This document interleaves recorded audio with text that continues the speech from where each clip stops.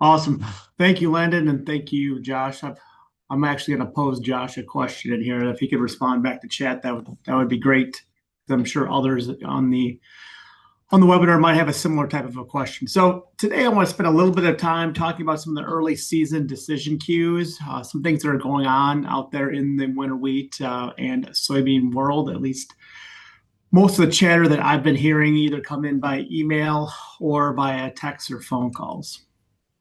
I want to give Landon a nice shout out for highlighting our Badger Crop Network. He did a great job in the beginning talking about this, but this is a new collaborative website that is a umbrella website for both myself, Damon Smith, Rodrigo Worley, our current our corn agronomist. In the past, we've all maintained separate websites, but this is a good opportunity for us now to combine all our efforts into one location where we can, as a crop consultant, an agronomist, a farmer can all come to one location and find this information.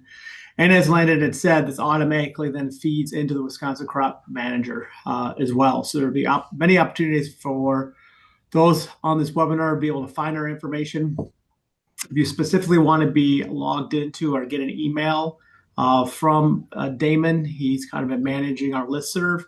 At the bottom of our webpage, at the bottom of badgercropnetwork.com, there's a place you can just sign in, list your email address, and you're added to our listserv, so information will come up via that. So what I want to do is just kind of give a brief update on winter wheat. Most of the wheat across Wisconsin is somewhere in this flowering stage. If you travel around southern Wisconsin, you would have noticed a lot of wheel tracks in the fields. And as you move and approach up to north central, northern Wisconsin, we're kind of in this Feeks 10.51 growth stage, which is flowering. And I'll turn it over to Damon later. He's going to talk about fungicide options and information related to that. But just to remind people, it's just kind of where we're sitting at out there in the winter wheat world, if you will. The one thing I do want to remind people is at this time of growth stage, 3 of the 4 yield components for winter wheat are set. Basically, from this point moving forward, unless we have some type of significant freeze event, it's going to be seed size is what we're going to be looking at this point, or a drought event where we might have some loss in individual florets or flowers leading to just a reduced head count. So beyond that, we're just looking at seed fill as what's really going to be driving our yields going forward. This is always a picture I like to talk to farmers about, is that I think what we'll likely see, if you're a crop consultant, this is probably pretty commonplace for you, is that we were kind of wet or cold in different areas, and sometimes we got behind on the spray. And if you were out there and you applied a growth regulator herbicide after the label timing, you tend to see this symptomology. And what we see right here in this picture is the wheat on the right that looks to be whiter, cleaner, if you will. And you see the heads have that pretty telltale hook to them, shows they're mature and ready to go. The wheat on the left, you can see basically is sticking straight up and is dark. And what had happened is there was an off-label application of dicamba, leading to some significant causes of yield loss. And this is just kind of a picture here of what that would look like in the grain head. So this is one wheat head that we pulled out of the sprayer skip. And on the left and on the right-hand side, this is what a wheat head would look like where we had a late application of a growth regulator to control weeds. So again, this is just a point if you're out there scouting fields and you drive by a wheat field that looks like it's brown and nothing around that looks like that, it probably what has happened is that wheat died prematurely. It's a lot of secondary pathogens that move in that make that winter wheat dark in coloration, and it's going to be very dirty to harvest. So just a couple of things to move forward in terms of once we get at wheat harvest, if we see that popping up in any fields around Wisconsin. All right, I'll kind of get into where we are physiologically with our soybeans. As was pointed out earlier, we've been relatively cool across the state of Wisconsin, which has really let this the soybean crop is a little bit behind in terms of growth and development. lot of the times what we're looking at, we've had some questions related to crusting issues, depending on where your rainfall events were. Also some slug type injury. We've heard some reports across the state of Wisconsin in that, as well as some hail and some storm damage where we're seeing some significant rain events. So one thing just to remind people, I'm sure you're well aware of this, but at this VE growth stage, the main stem hypocotyl is very sensitive to the turgor pressure. So if these get snapped off during that emergence pattern, or if there's any slug feeding or any injury that occurs below this cotyledon line, that means that plant is dead. Unlike corn, where that growing point doesn't come out from the soil surface till about V5, with soybean crops, they basically are out of the ground as soon as they emerge. But the other key point to remind people at this time frame is that if we lose this growing point right here, we still have two cotyledonary axillary meristems at these 2 points that if this gets frosted out, or if bird feeding or slug feeding, we can still get regrowth at each one of these axillary nodes. So again, at this point, even if we lose this main growing point and we do have this axillary nodes take over, we see very minimal yield loss at this growth stage with that type of injury.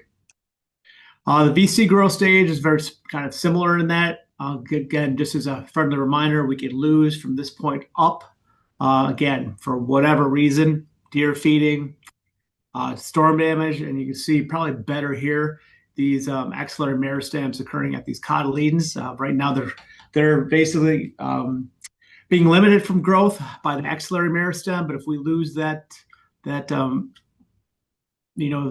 auxins from regulating these, because that leaf tissue has been removed, we can get axillary growth in each one of these. The V1 growth stage, this is where basically the fun begins, if you will. We start transitioning into biological end fixation at this V1 growth stage. This is where we can start to see the soybean root putting out these nod factors, trying to encourage that biological end fixation with the rhizobia that are either been applied to that seed or are already endemically in the soil based on previous inoculant applications.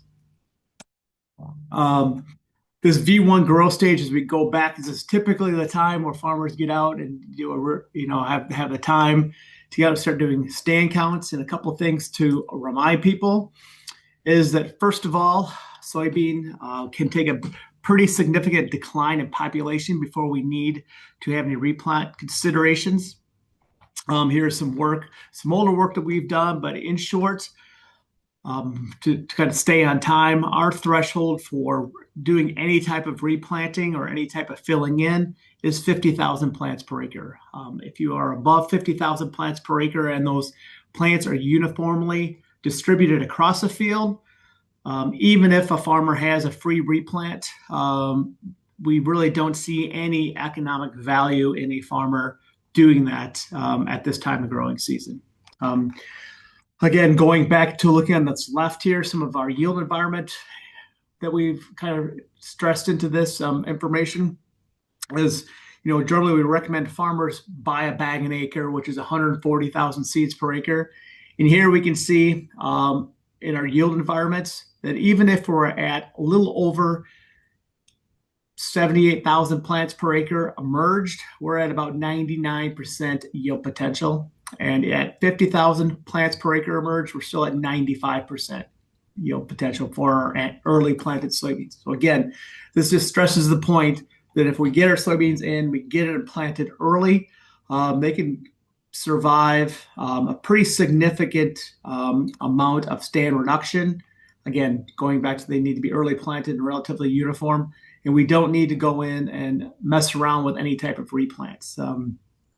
Interestingly enough, I've had a few farmers after the fact notice they had low plant populations, and then they went back and looked at their seed tag and said, "Oh, we were at that 80% germ." And this is something we've kind of been reporting on for a while. So if a farmers do realize they have thin stands and you haven't done this before, just go back and read your seed tag and know this was a problem that was brought forward by our dry harvest conditions last fall. Here's that we are at this V2 growth stage. This is when we actually have that active end fixation going on. And if we have kind of a close-up of this roots, we can really look at this, and it's pretty simply, if you go in and you split a nodule and you look for this pink coloration, that shows that those nodules are actively fixing nitrogen. If those nodules are either white or green, they are not actively fixing nitrogen for that soybean plant. And one of the things we've noticed, and we were shown what the soil temperatures were. We see here, this was a text from a farmer in southern Wisconsin this last year, where the soil temperature at 4 inches was basically 58 degrees Fahrenheit. And then there is some concern out there with the soybean being slow to grow.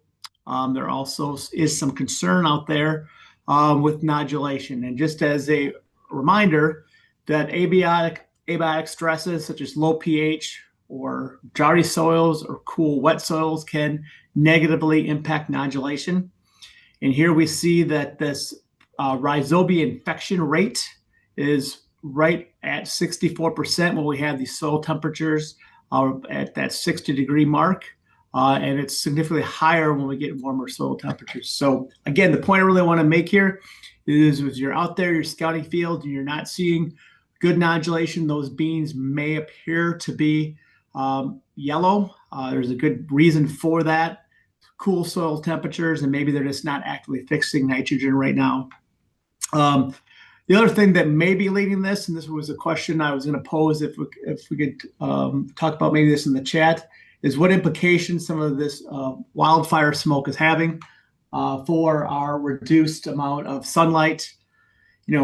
For the soybean crop at this time of season, and even for the corn crop, our Carrot Core, our corn agronomist, wrote a nice blog article the other day that was posted on our new webpage. That it's probably pretty minimal yield loss, but just I know farmers are asking questions about that, and that could be an implication of why our soil temperatures are where they are, and growth has been slow to occur. The V3 growth stage, I just bring this to everyone's attention. Again, this is when we have 3 trifoliates that are open. This is going back to impress upon you all just to remember the weed-free period, the critical weed-free period, that if you haven't controlled your weeds by this point, this is the time we need to make sure we kill our weeds, because at V3 going forward, we can start seeing some pretty significant yield losses out there based on this timing. So again, just a friendly reminder to go out, and especially when we get into this wet weather, to make sure when we have these open windows, we can get those post-emergence herbicides applied in a timely manner. The last thing I quickly want to remind people with about is this whole question about these intensive soybean management systems. And what was really driving this home for me are a couple points. Number one is that the depressed soybean grain prices, commodity prices out there, as well as the amount of products available for farmers to put into their inputs. And the big point we want to make here is that we've actually done some work with this. We've looked at some low input systems. I mean, we basically controlled weeds. We made sure our base fertilizer was done. Everything was in a relatively good shape, versus a high input system where we threw the kitchen sink at it. What we really wanted to know is, how do these high input systems affect farm risk? So we measured this in many different ways. I'm not going to get into a lot of it for you. This is all on our webpage, and go and dig more into this if you want to. The point we want to make here is, yes, we can go in, we can apply inputs into these systems, and generally we see a yield response to these higher input systems. Now, in a year like this year in 2025, the likelihood of a return on investment for these kitchen sink or high input systems is pretty marginal to low in order to make sure you get a return on investment for all those inputs. But the other point I want to show here, specifically in Wisconsin, are these input systems that have been marketed or sold under insurance really do not minimize risk, which was counterintuitive, and I was actually pretty surprised when we dug into this data. So here's in Wisconsin, we see here that these high input systems do not minimize the yield variance, basically doing what you should be doing, scouting, applying inputs as prescribed or as necessary versus just throwing the kitchen sink in it. We did not minimize the yield variation across a field, which was, again, a surprise to me, but it tells us something. Also, we didn't really impact the skewness of the inputs or the kurtosis or the cost of, or the risk of cost, or the cost of risk due to your return on investment or bottom line.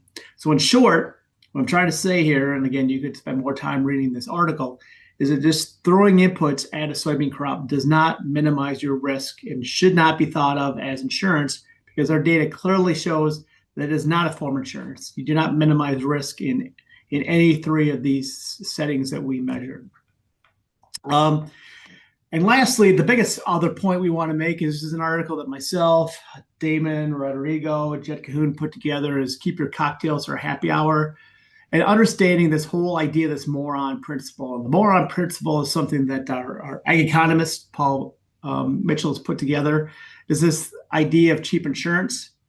And ultimately, just by throwing inputs into the system, by not making applications based on need or pesticide thresholds, have increased our risk of herbicide resistance, insect and disease resistance, but also now this whole idea of metabolic resistance. For those of you in the audience unfamiliar with metabolic resistance, basically, in short, what this is by throwing a bunch of inputs at a system, we can induce resistance for a pesticide that we've never applied just by adding the stress to the system. So that's really an easy and oversimplified idea of what metabolic resistance is, but just be aware that we can be inducing resistance of a pesticide we've never even applied by just throwing the kitchen sink at it. So in short, what I'm just trying to suggest to farmers, go out, scout, apply pesticides judiciously at a threshold, and that would best be your best return on investment in 2025 and going forward. So with that, I want to make sure I think I'm just on time for Damon. I told Damon I wouldn't take all of his time. So with that, I will pause and I'll go into the questions and answer anything if there's any questions for me. Thank you.